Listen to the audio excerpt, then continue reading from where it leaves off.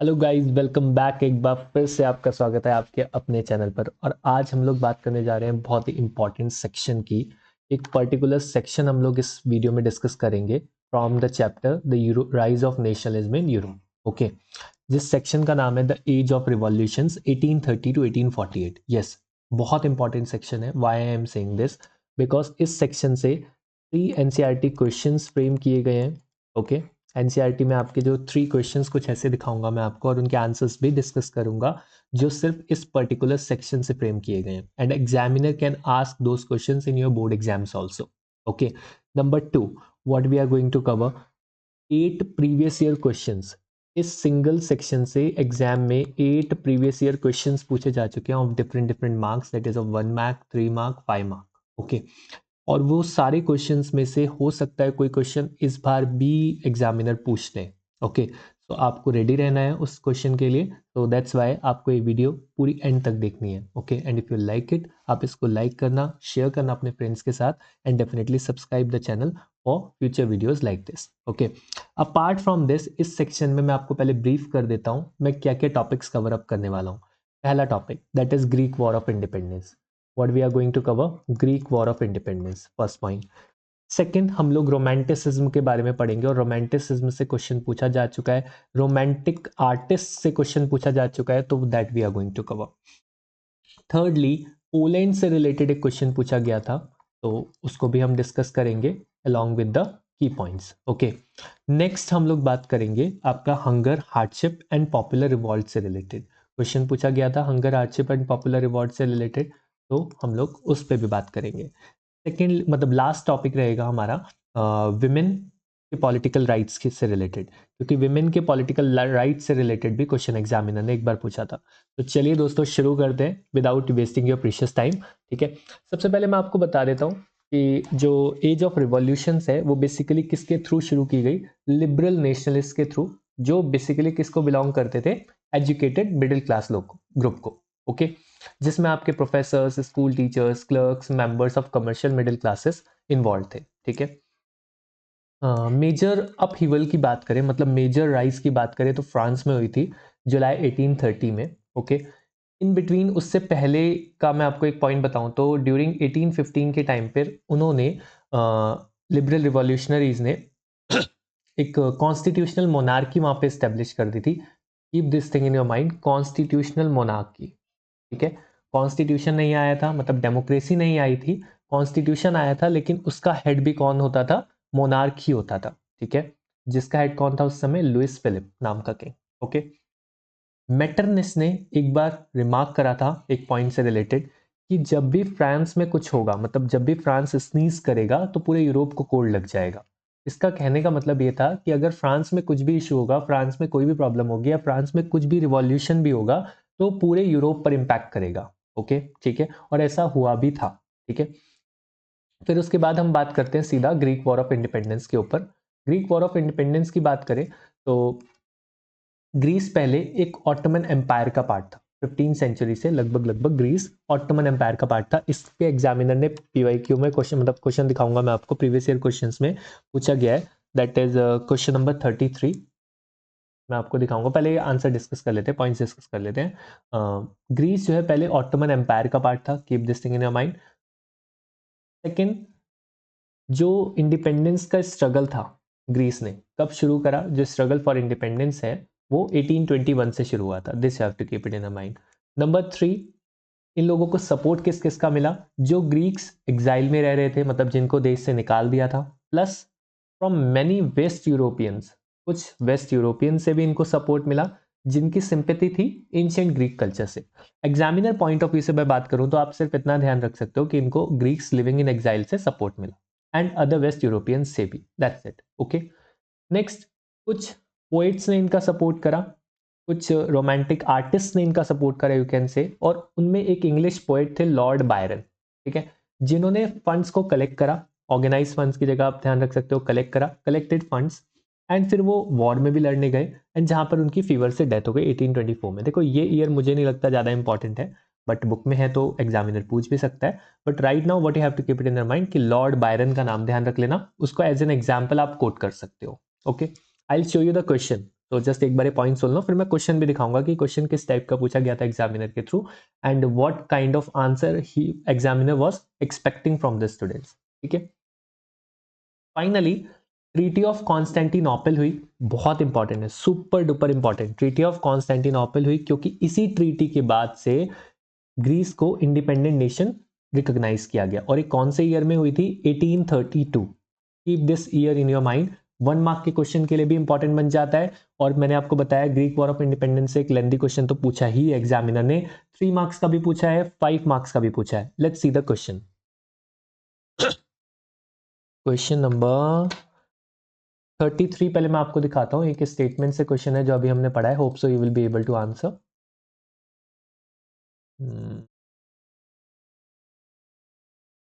या this one अभी हम लोगों ने पढ़ा था, आप आंसर कर पाओगे होप सो। देखो, when France sneezes the rest of the Europe catches cold, ये किसने बोला था? इसकी पॉपुलर लाइन है, 2020 में क्वेश्चन पूछा है, सिंपल सा क्वेश्चन बना के दे दिया कि ये लाइन किसकी है, तो वी मस्ट नो दैट मेटरनिच की लाइन है। दैट्स वाई मैंने आपको बताया था कि मेटरनिच ने रिमार्क करा था, बहुत इंपॉर्टेंट है, आपको ध्यान रखना है। ठीक है, next if will talk about Greek war of independence, तो मैं आपको इसका क्वेश्चन दिखाता हूँ, 28 और 48 3 इयर्स क्वेश्चन पूछा गया है इसका।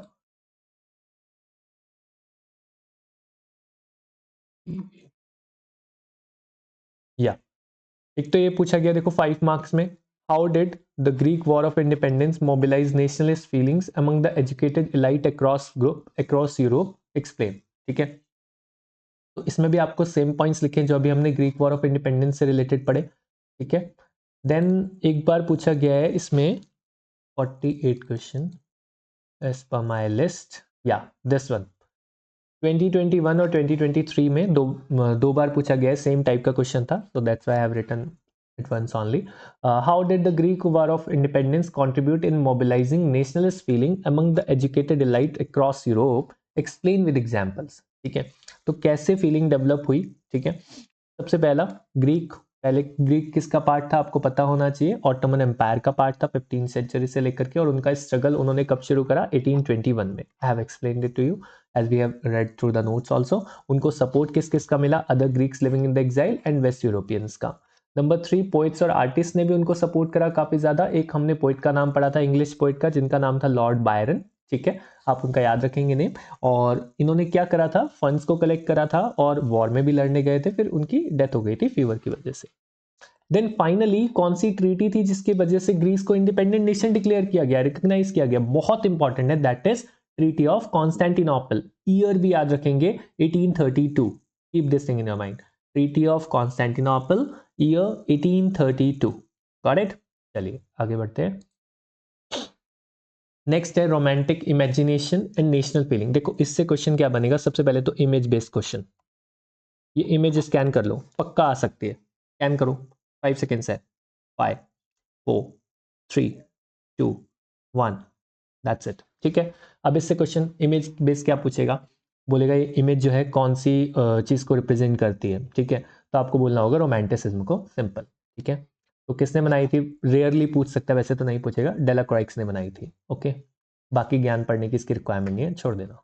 ठीक है, देन एक नया एक टर्म है रोमांटिसिज्म, इसको पता होना चाहिए आपको। इसके ऊपर भी एक क्वेश्चन एग्जामिनर ने पूछा है, आई will show you the question. ठीक है, कि रोमांटिसिज्म से क्या क्वेश्चन पूछा गया। रोमांटिसिज्म होता क्या है पहले आपको ये पता होना चाहिए, एक कल्चरल मूवमेंट होता है। ठीक है, अब रोमांटिसिज्म वर्ड पढ़ के कुछ और ही मत सोचने लग जाना। रोमांटिसिज्म का मतलब है कल्चर को प्रमोट करना। जब हम कल्चर के बारे में बात करते हैं, अपने एंशियंट कल्चर को प्रमोट करते हैं, एंशियंट कल्चर के बारे में लोगों को याद दिलाते हैं और उनको बताते हैं कि हमारा कल्चर कितना वास्ट था। ठीक है, हमारा कल्चर कितना बेटर था। ठीक है, जो आज हम कर रहे हैं, हम साइंस के चक्कर में पड़ गए, हम रीज़न के बारे में सोचते हैं, हर चीज़ के पीछे हम रीज़न ढूंढते हैं, हम साइंस वाला दिमाग लगाते हैं। ठीक है, तो हमें क्या करना चाहिए, हमें अपने इमोशंस पर भी ध्यान देना चाहिए, इंट्यूशंस पर भी ध्यान देना चाहिए, और मिस्टिकल फीलिंग्स मतलब आध्यात्मिक फीलिंग्स पर भी ध्यान देना चाहिए। ठीक है, आध्यात्मिक नॉलेज पे भी ध्यान देना चाहिए। ओके क्लियर, धर्म के रास्ते पे हमें चलना चाहिए, ब्ला ब्ला यू कैन से। ओके। तो रोमांटिक आर्टिस्ट ने ये सब चीज़ों को क्रिटिसाइज करा, reason, glorification of reason, science, technology, वो इस सब पे नहीं मानते थे। वो बोलते थे कि हमें फोकस करना चाहिए अपने इमोशंस के ऊपर, अपने इंट्यूशन के ऊपर, अपने मिस्टिकल फीलिंग्स के ऊपर। ओके, इस पे क्वेश्चन पूछा गया, I am repeating again and again, keep these points in your mind please. अभी दिखाऊंगा मैं आपको क्वेश्चन क्या पूछा गया है और कौन से ईयर में पूछा गया था, and what will be it's answer. ठीक है, नेक्स्ट, उनका एफर्ट रहा है हमेशा से कैसे उन्होंने sense of shared collective heritage develop करा। ठीक है, ऑन द कॉमन कल्चरल पास के बेसिस पर। ठीक है, उन्होंने ये सब डेवलप करा कॉमन कल्चरल पास के बेसिस पर, मतलब कल्चर को प्रमोट करना। कुछ रोमांटिक्स हैं जैसे कि आपका जर्मन फिलोसोफर, आप इनका नेम याद रखेंगे। जर्मन फिलोसोफर का नेम क्या है? Johan Gottfried हर्डर। इस पे क्वेश्चन आया हुआ है, क्वेश्चन आया हुआ है, ध्यान रखना है। जोहन गॉटफ्राइड हर्डर, इन्होंने क्लेम करा था कि जो जर्मन कल्चर है, अगर आपको उनके उसके बारे में जानना है तो आप कॉमन लोगों से मिलो। ठीक है, और फॉक सॉन्ग्स के थ्रू, फॉक पोइट्री के थ्रू, फॉक डांसेस के थ्रू आप इजीली जर्मन कल्चर के बारे में जान सकते हो। ठीक है, clear. Then I have told you कि पोलैंड से रिलेटेड हम लोग कुछ पढ़ेंगे, but first I will show you the question related to romanticism and romantic से रिलेटेड जो क्वेश्चन पूछा गया है। तो क्वेश्चन नंबर 23 है लिस्ट के अकॉर्डिंगली, एंड क्वेश्चन नंबर 61 है। Let's check question number 23।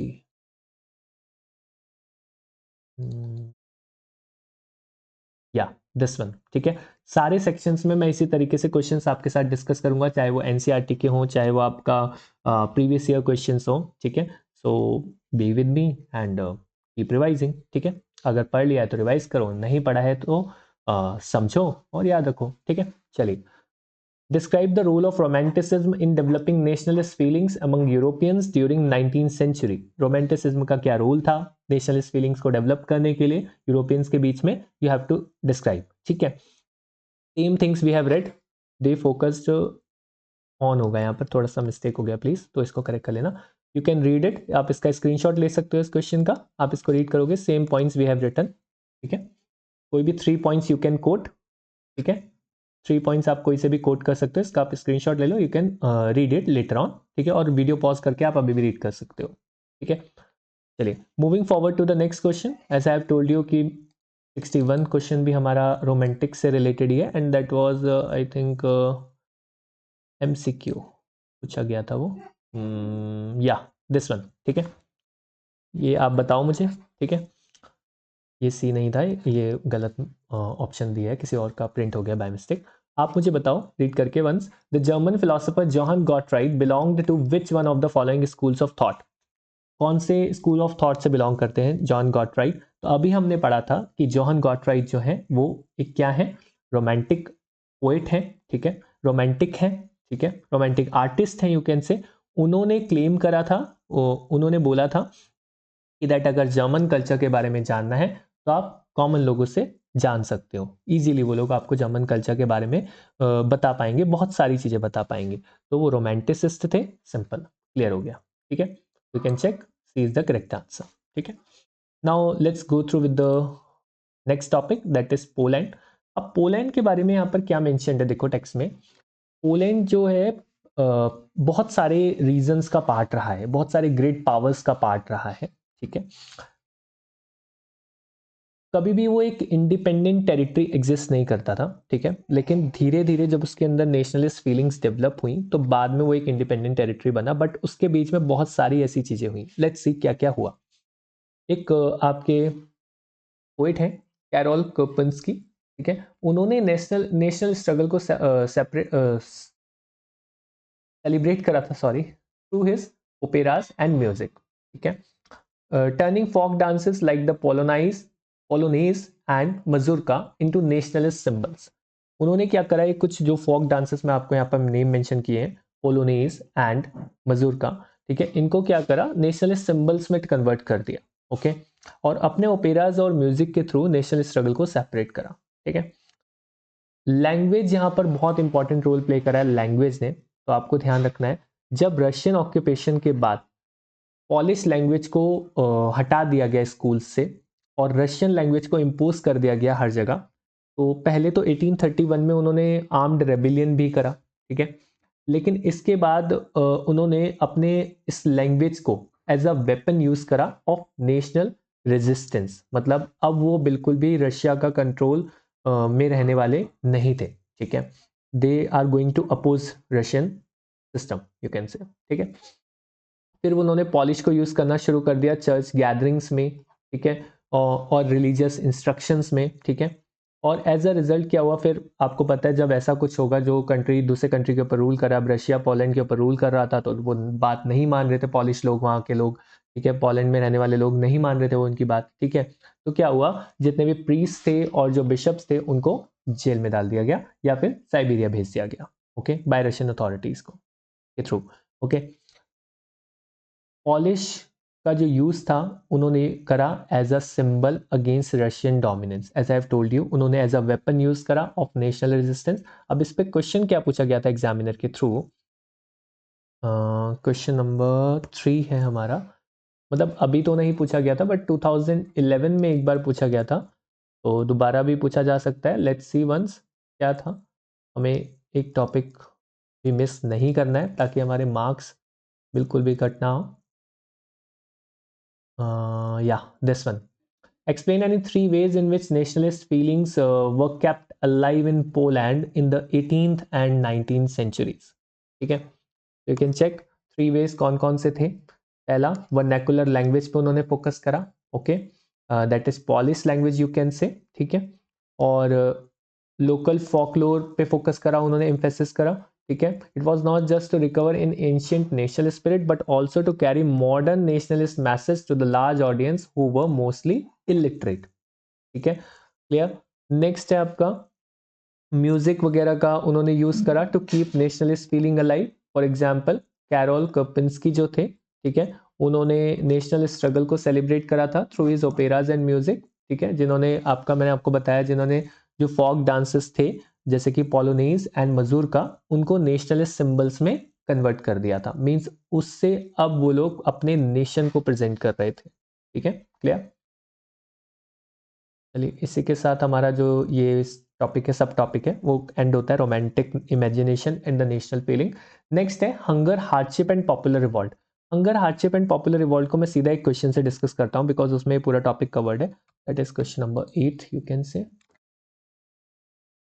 दोनों क्वेश्चन दिखा देता हूं आपको। क्वेश्चन नंबर 8 में बोल रहा है explain any 5 economic hardships that Europe faced in 1830s, और ये मल्टीपल टाइम्स पूछा गया, you can check 2011, 13, 16, 17, okay, let's see. And एक क्वेश्चन है क्वेश्चन नंबर 19, वो बाद में देखेंगे, पहले इसको देख लेते हैं क्या है, अगर वो डिफरेंट होगा तो उसको रीड करेंगे, अदरवाइज स्किप कर देंगे। लेट्स सी कौन कौन सी इकोनॉमिक हार्डशिप्स फेस की गई, ठीक है। यूरोप जो है आपका पता है लार्ज स्केल अनएम्प्लॉयमेंट हो रहा था उस टाइम पे, 1830s के टाइम पे यूरोप में बहुत ज़्यादा अनएम्प्लॉयमेंट हो रहा था। बहुत सारे कंट्रीज में आपका जो है अनएम्प्लॉयमेंट की सिचुएशन थी उस टाइम पे। सिटीज़ ओवर क्राउडेड हो गए थे, उसका रीज़न बिकॉज जो लोग हैं जो विलेजेस से वो शिफ्ट हो रहे थे कहाँ पर, सिटीज़ में, ठीक है, और बहुत ज़्यादा स्लम्स क्रिएट हो गए थे सिटीज़ में। एक पॉइंट और आपको ध्यान रखना है, दैट इज जो इंग्लैंड में इंडस्ट्रियलाइजेशन हुआ था, इंग्लैंड में इंडस्ट्रियलाइजेशन की वजह से जो स्मॉल प्रोड्यूसर्स थे अदर कंट्रीज में, ठीक है, उनको बहुत ज़्यादा स्टिफ कंपटीशन फेस करना पड़ रहा था, ठीक है, ओके। नेक्स्ट है जिन रीजन्स में यूरोप में आपका जहां पर एरिस्टोक्रेसी अभी भी पावर में थी, पीजेंट्स स्ट्रगल कर रहे थे ताकि वो फ्यूडल ड्यूज से बच सके, मतलब जो आपके जो बड़े बड़े मनी लैंडलॉर्ड्स होते हैं, मनी लैंडर्स होते हैं, उनके ड्यूज सिस्टम से बच सके। फूड प्राइसेस बहुत ज़्यादा बढ़ गए थे, ओके, कैसे, उसका रीज़न क्या था, एक तो पॉपुलेशन भी, हाँ पॉपुलेशन भी ज़्यादा हो गई थी, ये भी आपको ध्यान रखना है, फूड प्राइसेस भी बहुत ज़्यादा हो गए थे, और ऊपर से आपका अनएम्प्लॉयमेंट भी हो गया था। एंड बैड हार्वेस्ट ने और भी ज़्यादा, मतलब बैड, एक तो फूड प्राइसेस ज़्यादा हो गए थे ऑलरेडी, बैड हार्वेस्ट की वजह से और ज़्यादा दिक्कत का सामना करना पड़ा, और ज़्यादा हार्डशिप्स को फेस करना पड़ा था पीजेंट्स को, ओके। दीज सेम थिंग्स यहाँ पर इन पॉइंट्स में भी कोटेड है, ठीक है, आप देख सकते हो, इनको एक बार रीड कर लेना। और इन्हीं की वजह से लुइस फिलिप को भी फ्ली करना पड़ा था, ठीक है, भागना पड़ा था वहां से, ठीक है। एक बार आप रीड करना चाहो तो रीड कर सकते हो, अदरवाइज नो नीड, ठीक है। क्वेश्चन नंबर, ये कौन सा था, 8 हो गया ना। 19th क्वेश्चन और है आपका इसी टॉपिक से, उसको भी देख लेते हैं एक बार, ठीक है। Describe the grade, same question है, तो आप चेक कर सकते हो, कितनी बार, बहुत बार पूछा गया है, तो दोबारा भी पूछा जा सकता है। तो आपको जस्ट एक बार रीड करके इसको पक्का से जाना है और इसके पॉइंट्स ध्यान में रखने हैं। क्या क्या पॉइंट्स है मैं फिर से एक बार रिपीट कर देता हूँ, लिसन केयरफुली। दैट कि अनएम्प्लॉयमेंट हो गया था, ओके, पॉपुलेशन बढ़ गई थी और फूड प्राइसेस बहुत ज़्यादा इंक्रीज हो गए थे, बैड हार्वेस्ट की वजह से और ज़्यादा हार्डशिप्स का सामना करना पड़ा था। लोग जो है विलेजेस से शिफ्ट हो रहे थे कहाँ पर, आपका दैट इज सिटीज़ में, ठीक है, माइग्रेट कर रहे थे और सिटीज़ में स्लम्स क्रिएट हो गए थे, ओके। और जहाँ पर अभी भी एरिस्टोक्रेसी पावर में थी वहाँ पर अभी भी जो पीजेंट्स हैं वो स्ट्रगल कर रहे थे फ्यूडल ड्यूज से रिलीफ लेने के लिए। स्मॉल प्रोड्यूसर्स को बहुत ज़्यादा स्टिफ कंपटीशन फेस करना पड़ रहा था due to the industrialisation of England या इन इंग्लैंड, सॉरी, ठीक है, क्लियर। सो इसी के साथ हमारा ये टॉपिक खत्म होता है। लास्ट टॉपिक है इस सेक्शन का, द रिवॉल्यूशन ऑफ लिबरल्स 1848। 1848 में जो रिवॉल्यूशन हुआ लिबरल्स का, उससे रिलेटेड 3 क्वेश्चंस है, उसी से मैं कवर करूंगा इसको। बट उससे पहले आप एक इमेज देख लो फ्रैंकफर्ट पार्लियामेंट की, इससे इमेज बेस्ड क्वेश्चन आ सकता है। Frankfurt parliament in the church of Saint Paul, याद रखना ये फ्रैंकफर्ट पार्लियामेंट है, ठीक है। और यहाँ पर ये लोग जो हैं, ये जो ऊपर हैं, ठीक है, ये ऑब्जर्वर्स हैं, विमेन है, विमेन ऑब्जर्वर्स, याद रखेंगे, ठीक है, क्लियर। और ये तो पता ही होगा आपको, जर्मेनिया आंटी, याद है, ठीक है। अगर प्रीवियस लेक्चर्स देखे आपने तो जर्मेनिया आंटी के बारे में पढ़ा होगा जरूर, ठीक है, क्लियर है। चलिए नाउ नेक्स्ट, बस हो गया, ठीक है, इससे कवर अप हो जाएगा पूरा। लेट्स सी फ्यू क्वेश्चंस जो एनसीईआरटी में गिवन है, अभी तक एग्जामिनर ने उनसे क्वेश्चंस नहीं पूछे हैं बट पूछ सकता है। लेट्स सी कौन कौन से क्वेश्चंस हैं जो इस टॉपिक से हैं आपके। दैट इज क्वेश्चन नंबर 6 जो है एनसीईआरटी का, वो एक तो पहले क्वेश्चन नंबर 6 क्या कह रहा है कि that explain what is meant by 1848 revolution of the liberals. इसका मतलब क्या है, सिंपल सी बात है कि 1848 का जो रिवॉल्यूशन हुआ था उसका मतलब क्या है, ठीक है। आप इसको रीड कर लेना एक बार, इंपॉर्टेंट नहीं है, so I am not discussing here. और नेक्स्ट है आपका, इससे मुझे लगता है क्वेश्चन पूछ सकता है एग्जामिनर। एक बार ये फ्रैंकफर्ट पार्लियामेंट भी पढ़ लेना। फ्रैंकफर्ट पार्लियामेंट में क्या है आपका, जब जर्मनी का यूनिफिकेशन बताऊंगा नेक्स्ट वीडियो में, तो उसमें मैं डिस्कस करूंगा इसके बारे में थोड़ा सा। यहाँ पर आप एक बार रीड कर सकते हो, सिंपल सी लैंग्वेज में लिखा है। नेक्स्ट है आपका role of women in the nationalist struggle, इसको आप रीड करोगे। इसको मैं एक बार बता भी देता हूँ क्योंकि इससे क्वेश्चन आ सकता है, मुझे इंपॉर्टेंट लगता है, ठीक है। वुमेन का क्या रोल था, वुमेन ने काफ़ी अपनी पॉलिटिकल एसोसिएशंस फॉर्म करी, न्यूज़पेपर्स फाउंड करे और पॉलिटिकल मीटिंग्स और डेमोन्स्ट्रेशन में भी पार्टिसिपेट करा। नेशनलिस्ट स्ट्रगल के टाइम पर पॉलिटिकल एसोसिएशंस बनाए, न्यूज़पेपर्स फाउंड करे, पॉलिटिकल मीटिंग्स और डेमोन्स्ट्रेशंस में पार्टिसिपेट करा, ठीक है। फ्रैंकफर्ट पार्लियामेंट भी अटेंड करी, ओके। क्यों, क्योंकि उनको राइट टू एजुकेशन नहीं दिया गया था, because the right to education was not given to them and they participated in large numbers in the liberal movement, no doubt, okay. मैंने आपको क्या बताया था, विमेन ने अटेंड करा था फ्रैंकफर्ट पार्लियामेंट एज ऑब्जर्वर्स, ठीक है। व्हाई, बिकॉज उनको राइट टू वोट भी नहीं था, सिंपल, ठीक है। राइट टू वोट भी नहीं था, राइट टू एजुकेशन उन्हें नहीं दिया गया था, ठीक है। लिबरल मूवमेंट में उन्होंने ज्यादा पार्टिसिपेट करा था, लार्ज नंबर्स में पार्टिसिपेट करा था। Liberal movement in which many women had actively participated for years was divided on granting women political rights, ठीक है। मतलब कुछ लोग चाहते थे कि विमेन को पॉलिटिकल राइट्स दे दिए जाएं, कुछ लोग चाहते थे विमेन को पॉलिटिकल राइट्स नहीं दिए जाने चाहिए, ओके। डिस्पाइट दिस उनको बिल्कुल भी पॉलिटिकल राइट्स नहीं दिए गए, मतलब राइट टू वोट नहीं दिया गया, ठीक है। उनको सिर्फ परमिट किया गया to attend the Frankfurt parliaments meetings, सिर्फ वो मीटिंग्स अटेंड कर सकती थी in the church of Saint Paul as observers to sit in the visitors gallery, simple. वो बैठेंगे आकर के, ऑब्जर्व करेंगे क्या चल रहा है, they can not vote, they do not have any particular right related to the assembly, understood, ठीक है। होप सो क्लियर होगा, पूरा सेक्शन डन हो चुका है अब हमारा, सेक्शन सी, ठीक है। Now in the next video we will discuss the making of Germany and Italy, और सुपर डुपर इंपॉर्टेंट सेक्शन है। मिलते हैं नेक्स्ट वीडियो में, bye bye, that's it for the session, thank you.